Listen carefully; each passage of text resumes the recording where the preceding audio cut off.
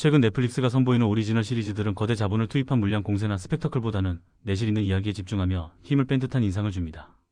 화려한 볼거리 대신 밀도 높은 서사와 섬세한 심리 묘사에 초점을 맞추는 이러한 변화는 오히려 시청자로서 반가운 일입니다. 최근 깊은 여운을 남긴 은준과 상현이 그러했듯 작품 본연의 매력에 집중하는 전략이 웰메이드 드라마의 탄생을 이끄는 듯합니다. 그리고 이 흐름의 방점을 찍는 작품이 바로 당신이 죽였다입니다. 처음 예고편을 접했을 때는 이 시간 남짓의 강렬한 영화라고 생각했습니다. 그만큼 압축적이고 긴장감 넘치는 전개가 예상되었기 때문입니다.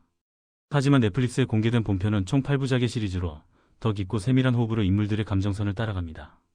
이 작품은 본래 SBS 편성을 논의했던 작품으로 SBS 드라마 전문 제작사인 스튜디오 S가 제작을 맡았습니다. 이러한 배경은 작품의 톤 앤 매너를 더욱 흥미롭게 만듭니다. 결과적으로 당신이 죽였다가 공중파가 아닌 넷플릭스행을 택한 것은 어쩌면 필연적인 선택이었을 것입니다. 드라마는 가정폭력이라는 무거운 주제를 정면으로 다루며 이 과정에서 수반되는 거친 욕설, 폭력의 구체적인 묘사, 그리고 자살과 같은 극단적인 소재들을 가감없이 노출합니다. 현재 SBS와 넷플릭스의 협력 관계를 고려하더라도 공중파의 잣대로는 담아내기 힘든 수위 높은 내용들이 넷플릭스라는 플랫폼을 만나 날 것 그대로의 힘을 갖추게 된 셈입니다.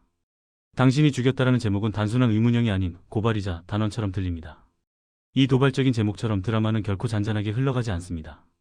작품은 가정폭력이라는 지옥을 각기 다른 방식으로 겪어낸 두 여성, 은수와 희수의 시점을 교차하며 진실에 접근합니다. 1회는 백화점 대리로 일하며 자신의 삶을 단단히 구축한 듯 보이는 조은수 전손이 분의 관점에서, 2회는 모두가 부러워하는 결혼 생활을 하는 조이수 유미 분의 관점에서 서술됩니다. 이 독특한 구성은 각자가 처한 현실과 숨겨진 상처를 입체적으로 조명하며 시청자의 몰입을 극대화합니다. 드라마의 오프닝은 두 사람이 위태롭게 차를 모는 장면으로 시작됩니다. 차 한 대가 겨우 지나갈 수 있는 좁고 아슬아슬한 길. 이 장면은 두 사람이 처한 현실과 앞으로 헤쳐나가야 할 험난한 여정을 상징하는 강력한 메타포로 작동합니다. 두 사람의 삶은 겉보기엔 평탄해 보일지 몰라도 실제로는 한순간의 실수로도 나락으로 떨어질 수 있는 벼랑 끝에 서 있음을 암시합니다.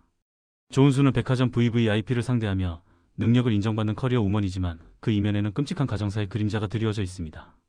어린 시절 아빠가 엄마를 폭행할 때마다 동생과 함께 숨바꼭질을 하며 그 폭력의 시간을 견뎌야 했습니다. 아빠의 폭력이 엄마에게만 향했기에 자신과 동생은 피해자가 아니라는 생각으로 침묵했습니다. 이 침묵은 그녀가 독립한 성인이 된 후에도 무거운 죄책감으로 남아 그녀의 삶을 옭아매는 족쇄가 됩니다. 은수의 삶에 결정적인 균열을 일으키는 사건이 발생합니다. 바로 자신이 담당하던 백화점 VVIP 고객이자 자신처럼 가정폭력의 피해자였던 한 사모님의 자살을 목격하게 된 것입니다. 이 충격적인 사건은 은수에게 자신의 과거를 직시하게 만듭니다. 어린 시절 자신의 침묵이 엄마를 방치한 것과 다름없음을, 그리고 그 침묵이 결국 또 다른 비극을 낳았음을 처절하게 깨닫게 됩니다. 이 깨달음은 그녀가 더 이상 방관자로 머무르지 않겠다는 결심을 하는 기폭제가 됩니다. 한편 은수의 고등학교 시절 베프였던 조이수는 남들이 보기에는 완벽한 삶을 살고 있습니다. 유능한 금융인이자 다정해 보이는 남편 노진표 장승조부와 함께 부유한 저택에서 행복한 결혼 생활을 영위하는 듯 보입니다. 하지만 이 완벽한 그림 뒤에는 추악한 진실이 숨겨져 있습니다.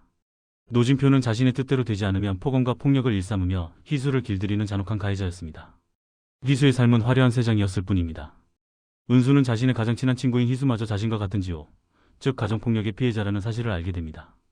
과거 엄마의 고통을 외면했던 죄책감과 VVIP 고객의 죽음으로 인한 각성이 뒤엉킨 은수는 희수에게 이전과는 전혀 다른 선택을 제안합니다. 그것은 신고나 도피가 아닌 그놈을 죽이자는 끔찍하고도 단호한 제안입니다. 드라마는 이 지점에서 가정폭력에 대한 자세에 대해 시스템의 무력함을 고발하고 피해자들의 가장 극단적인 연대를 조명합니다. 이제 드라마는 왜에서 어떻게로 초점을 이동시킵니다. 1회에서 은수가 명품 시계 행사에서 만난 미스터리한 인물 진소백 이무생분과 그의 직원 중 희수의 남편 노진표와 놀랍도록 닮은 인물이 등장한 것은 우연이 아닐 것입니다. 은수와 희수는 이 닮은 사람을 이용해 노진표를 제거하고 완전 범죄를 꿈꾸는 것으로 보입니다. 이는 오쿠다 히데오의 일본 소설 나오미와 가나코가 원작이라는 점에서 더욱 설득력을 얻습니다.